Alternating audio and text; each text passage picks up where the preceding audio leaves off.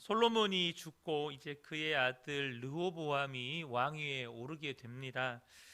이제 이 이스라엘은 12개의 지파가 이렇게 나뉘어져 있기 때문에 단순히 한 지파에서 왕이 이렇게 왕위에 오른다고 해서 왕으로 인정받는 게 아니라 모든 지파로부터 왕으로 인정을 받아야 합니다.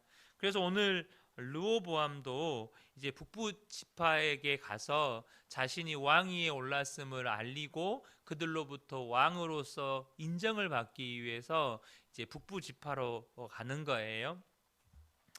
이제 왕을 만난 북부 지역의 각 족장들이 어, 여로보암과 함께 솔로몬 때에 너무 오랜 기간 동안 성전 건축 또 왕궁 건축 그 외 여러 건축 사업에 동원되는 무거운 노역을 감당했으니 이제는 그 멍에를 가볍게 해달라고 요청을 합니다.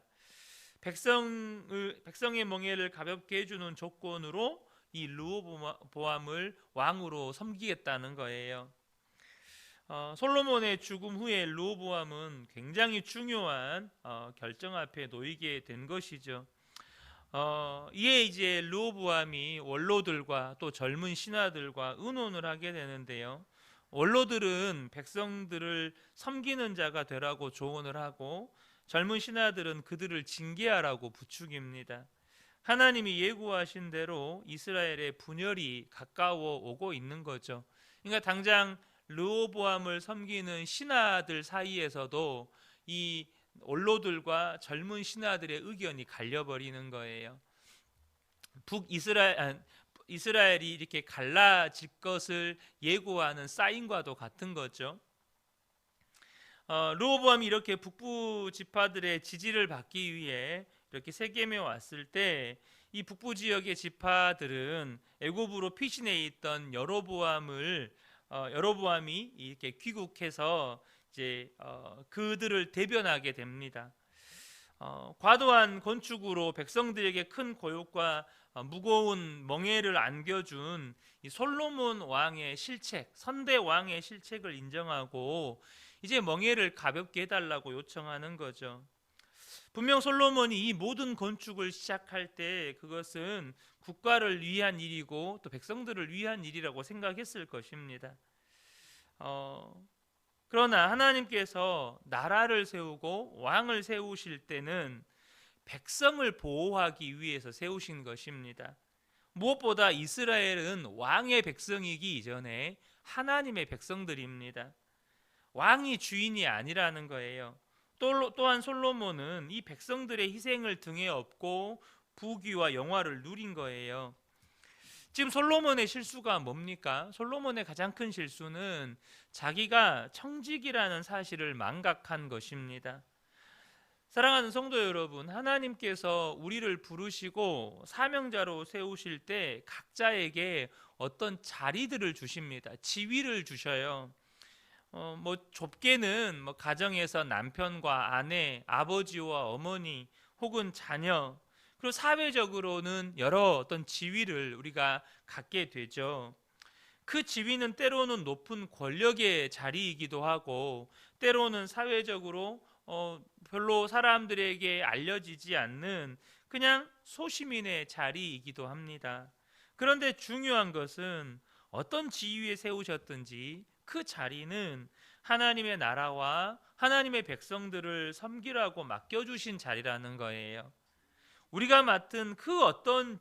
어떤 지위에 있든지 우리는 청직이라는 사실입니다. 하나님께서 맡겨주신 직임을 맡은 청직이라는 거예요. 그러니까 내가 잘나서 그 자리에 서 있는 게 아니고 하나님이 나를 뽑아서 그 자리에 세우셨다는 것입니다. 분명 어떤 자리는 그 자리에 오르기까지 우리가 수고하고 땀을 흘려야 합니다. 그러나 여러분 잊으시면 안 되는 게 있어요. 무슨 말이냐면 그럼 다른 사람은 그 자리를 놓고 나와 경쟁했던 다른 사람은 나보다 덜 수고했고 덜 땀 흘렸다고 할 수 있을까요? 내가 그들보다 더 수고하고 더 땀을 흘렸기 때문에, 내가 그들보다 더 탁월한 사람이기 때문에 합격한 것이고 승진한 것이고 남들보다 돈을 더 많이 벌게 된 것이고 그런 권력의 자리에 오를 수 있게 된 것입니까? 여러분, 절대 그렇게 말할 수 없습니다. 절대 그렇게 말할 수 없어요. 여러분, 지금 대통령에 대해서 긍정 여론보다 부정적인 여론이 훨씬 많습니다. 또 누구도 지금의 대통령이 될 거라고 예상하지 못했던 사람들이 정말 많아요. 근데 어떻게 그 지금의 대통령이 대통령의 자리에 오를 수 있었을까요? 여러분, 그건 기억하셔야 합니다. 하나님이 그 사람을 뽑아서 그 자리에 세우신 거예요. 그러니까 여러분, 수고와 노력으로 치면 나보다 더 수고하고 더 노력했던 사람들이 있을까요? 없을까요? 많죠.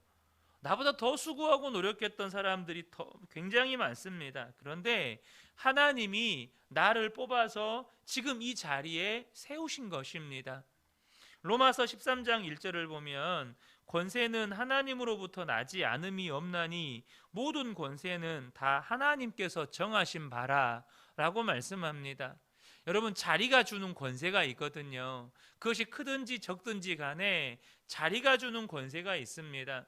그러므로 저와 여러분이 기억하셔야 될 건, 저와 여러분을 이 자리에 세우신 분이 하나님이시라는 사실을 절대 잊으시면 안 돼요. 그러하기에 그 지위가 주는 권세와 권력을 이용해서 또 그로 인해 다른 사람들의 희생을 통해서 이득을 취했다. 그것은 이미 청지기 의식을 잃어버린 것입니다. 청지기의 사명을 잃어버린 거예요. 이게 솔로몬의 가장 큰 실책이었습니다. 그것을 누가 증명합니까? 백성들이 증명합니다. 그것이 국가를 위한 일이었고 백성들을 위한 일이었다면 백성이 행복해야죠. 그렇지 않겠습니까? 백성들이 살맛이 나야죠. 백성들이 스스로 생각할 때 우리는 안전하다. 우리는 저 왕의 통치 때문에 우리가 이렇게 지금 태평성대를 이루고 있다. 저 왕의 통치로 인해서 우리가 이렇게 지금 행복하게 살고 있다. 이렇게 나와야죠. 근데 백성들이 하는 이야기가 뭐냐면 제발 좀 이제 우리 그만 좀 고생시키십시오. 제발 좀 이제 우리 그만 좀 우리의 시간, 우리의 물질, 우리의 또 가족들과 함께하는 시간 좀 그만 좀 뺏어 가십시오. 라고 지금 르호보암 왕에게 요청하고 있는 것 아니겠습니까? 사랑하는 성도 여러분, 저와 여러분이 어떤 자리에 있든지 하나님의 나라를 위해서 하나님이 그 자리에 세우신 것이고 하나님 백성들을 섬기라고 우리를 그 자리에 세워주신 것입니다. 그러므로 저와 여러분이 무엇을 통해 내가 지금 이 자리를 잘 감당하고 있는가를 보셔야 되냐면 내가 당신 때문에 참 안전합니다. 내가 당신 때문에 참 행복합니다. 내가 당신 때문에 참 즐겁습니다. 내가 당신의 섬김 때문에 참 감사합니다. 여러분, 이것은 나 스스로가 확인하고 하는 게 아니라 나의 섬김을 받는 사람들, 나와 관계하는 사람들을 통해서 확인받는 겁니다. 내가 청지기의 사명을 지금 잘 감당하고 있구나. 이걸 보는 거예요. 이제 그런 요구에 르호보암은 선대왕 곁에 자문 역할을 하던 원로들에게 이렇게 자문을 구해요. 원로들은 왕은 백성을 섬기는 자입니다 라고 하는 것을 상기시키면서 이제 그들에게 좋은 말로 대답해 달라고 이렇게 요청을 해요. 7절을 보면 대답하여 이르되 왕이 만일 오늘 이 백성을 섬기는 자가 되어 그들을 섬기고 좋은 말로 대답하여 이르시면 그들이 영원히 왕의 종이 되리이다. 이 말은 이 무거운 노역을 가볍게 해달라는 백성들의 요구에 진지하게 귀를 기울이고 이제 대책을 마련하라는 뜻이죠. 여러분, 분명히 거듭 말씀드리지만 솔로몬 왕이 지금 실책을 한 거예요. 잘못된 정책을 펼쳤고 그로 인해서 백성들이 너무 오랜 시간 고통을 겪었습니다. 이것은 선대왕의 실책이죠. 그런데 한번 생각해 보세요. 르호보암이 그 백성들의 말을 인정하게 되면 아버지가 지금 왕으로서 나라를 제대로 통치하지 못한 것이다, 이것을 인정하는 일이 됩니다. 그러니까 왕의 아버지의 명예를 떨어뜨리는 일이 돼요. 하지만 여러분 기억하셔야 돼요. 르호보암에게 있어서 중요한 건 선대왕의 명예보다 백성들의 민심이었습니다. 백성들의 민심이 더 중요했어요.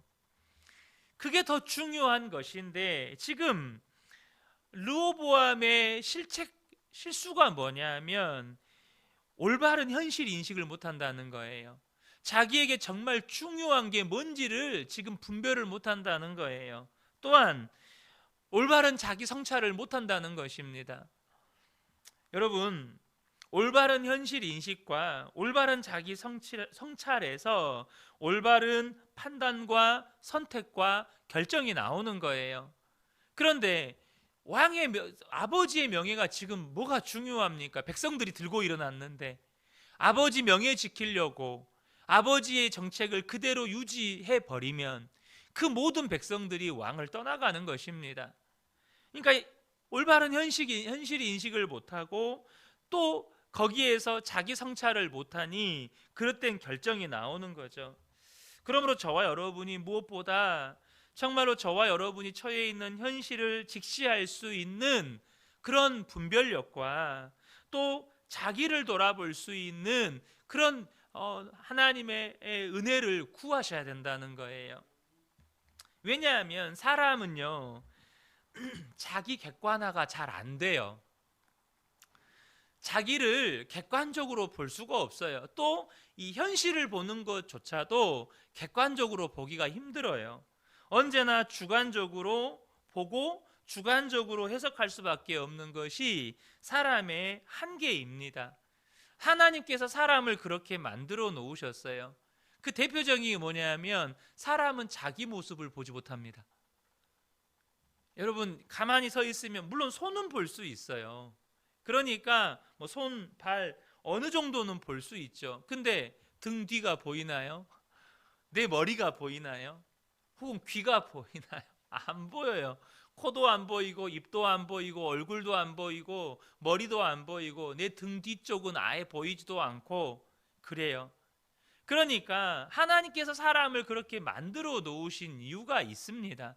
사람은 자기 객관화가 안 되고 또한 현실을 볼 때도 객관적으로 보기가 힘들어요. 이것이 사람이 가지고 있는 한계입니다.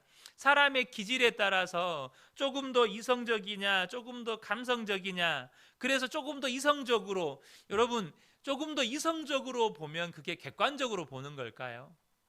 그렇지 않습니다. 조금 더 이성적으로 주관적으로 보는 겁니다. 그러면 조금 더 감성적이면 더 주관적으로 보는 겁니까? 똑같습니다. 조금 더 감성적으로 주관적으로 보는 겁니다. 이성적이냐 감성적이냐가 객관화의 기준이 아니에요. 그래서 하나님께서 객관화가 불가능하기 때문에 우리에게 믿음으로 또 사랑으로 격려해주고 때로는 조언해 줄 수 있는 지체를 허락하신 거예요. 우리에게는 지체가 필요하다는 겁니다. 그러하기에 하나님께서 우리를 교회로 두신 것입니다. 우리에게 지체를, 형제 자매를 허락하신 거예요. 르호보암은 그런 자기에게 허락하신 그런 원로들에게 자문을 구해야 했습니다. 그런데 르호보암은 원로들의 자문에 귀를 닫습니다. 원로들의 조언에 귀를 닫아요. 무슨 말인가요? 르호보암이 지금 원로들에게 들은 말은 자기가 듣고 싶은 말이 아니었다는 거예요. 다시 말하면 르호보암이 지금 원로들에게 자문을 구했던 건 자기가 지금 무엇을 결정해야 될지 몰라서 묻는 겸손이 아니었어요. 오히려 자기가 하고 싶은 것을 정당화하고 싶었어요. 다시 말하면 자기가 듣고 싶은 말을 들으려 했다는 거예요.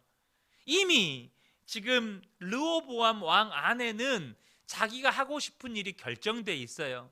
백성들에게 더 무거운 멍에를 지워야겠다고, 백성들에게 계속해서 무거운 이 노역을 시켜야겠다고 이 마음의 결정을 내려놨어요. 그리고 나서 그 결정을 지지해 줄 수 있도록 이렇게 지지해 주는 말을 기대했는데 원로들이 자기가 듣고 싶은 말을 안 해주는 거예요. 오히려 자기가 하고 싶은, 자기가 결정한 내용에 반대의 의견을 하는 거죠. 여러분, 저와 여러분이요, 정말 중요한 게 있습니다. 말씀을 듣는 게 너무너무 중요한데요, 말씀을 듣기에 앞서 어떤 마음으로 듣는가가 더 중요해요. 어떤 마음으로 듣는가가 더 중요합니다. 이미 이 르호보암은 자기 결정을 내려놨어요. 자기는 이렇게 해야겠다라고 결정을 내려놔 버렸다고요. 그렇게 결정을 내려놔 버리면, 자기가 하고 싶은 대로 하기로 결정을 내려놔 버리면 성경을 읽는다고 하나님의 말씀이 귀에 들어오겠습니까? 설교를 듣는다고 그 설교가 나에게 주시는 하나님의 말씀으로 들리겠어요? 절대 그렇지 않습니다. 내가 이미 이렇게 하기로 결정을 내버린 상태에서 말씀을 들으면 어떤 말씀도 사실은 그렇게 하라는 말씀으로 들리기가 십상이에요. 여러분, 말씀을 듣는 것보다 더 중요한 게 어떤 마음으로 듣는가인데요, 정말로 순종할 마음으로 듣는가, 아니면 내가 하고 싶은 것을, 내가 원하는 것을 지지받기 위해서 듣는가. 이것은 하나님의 말씀을 말씀대로 듣느냐 못 듣느냐를 결정하는 여러분 기준점이 됩니다. 저와 여러분이 어떤 마음으로 말씀을 들어야 할까요? 어떤 마음으로 말씀을 읽어야 할까요? 주님, 내게 말씀해 주십시오. 제가 듣겠습니다. 제가 주의 말씀에 순종하겠습니다. 여러분, 이 마음이 없으면 하나님의 말씀이 들리지가 않습니다. 혹 말씀이 들려도 내가 결정한 것을 지지하는 말씀으로만 들려버려요. 왜요? 그것을 반대하는, 아니다, 그거 잘못됐다라는 말씀에는 귀를 닫아버리거든요. 그게 안 들려요. 지금 르호보암이 원로들의 조언이 귀에 안 들어와요. 스스로가 그걸 거부하는 것입니다. 르호보암은 결국 원로들의 조언을 물리치고 자기의 젊은 친구들의 조언에 귀를 기울입니다. 10절과 11절을 보면, 함께 자라난 소년들이 왕께 아뢰어 이르되 이 백성들이 왕께 아뢰기를 왕의 부친이 우리의 멍에를 무겁게 하였으나 왕은 우리를 위하여 가볍게 하라 하였은즉 왕은 대답하기를 내 새끼손가락이 내 아버지의 허리보다 굵으니 내 아버지께서 너희에게 무거운 멍에를 메게 하였으나 이제 나는 너희의 멍에를 더욱 무겁게 할지라. 내 아버지는 채찍으로 너희를 징계하였으나 나는 전갈 채찍으로 너희를 징계하리라 하소서. 지금 그들은 이 젊은 친구들은, 이런 왕의 친구들이란 말은 어떤 뜻입니까? 그들도 같은 권력자라는 뜻이에요. 권력자의 자녀들이란 뜻입니다.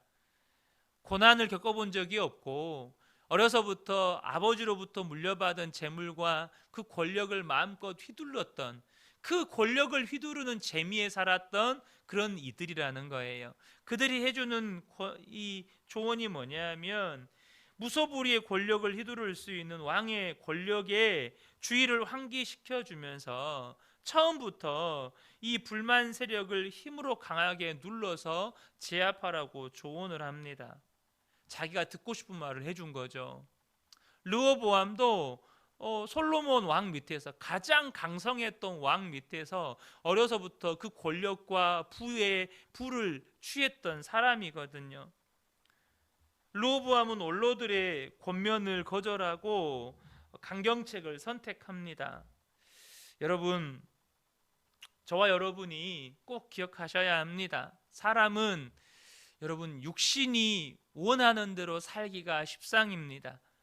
걷다가 힘들면 앉고 싶고, 앉으면 눕고 싶고, 누우면 자고 싶고, 그래서 저와 여러분이 늘 경계하셔야 되는 게 늘 내려놓음의 자리로 갈 수 있으셔야 한다는 겁니다.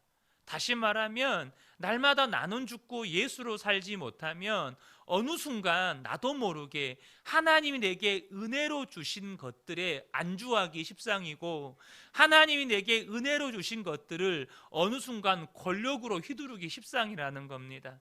날마다 자기를 부인하고 자기 십자가를 지고 주님을 따르지 않으면 어느 순간 우리가 권력에 취해 있는 괴물이 되어버린다는 거예요. 하나님께서 주신 은혜가 당연한 권리인 줄 알고 그것을 너무나도 당연하듯이 누리는 것에 끝나지 않고 그것을 권력화 만들어 버린다는 거예요.